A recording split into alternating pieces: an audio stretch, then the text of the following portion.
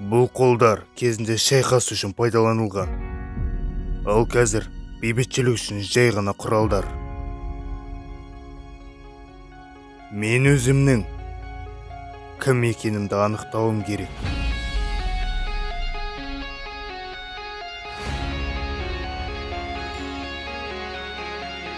Мен өз жолымды таңдағым келеді. Қазіргі сәтпен өмір сүр. Менің супер қаһармандық күндерім аяқталды.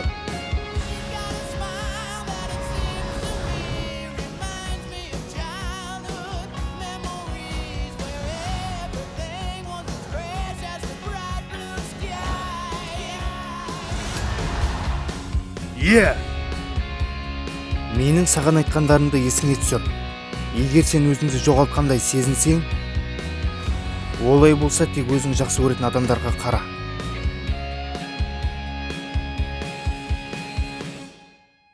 Маған емес. Не? Мен жай тыңдап тұрмын.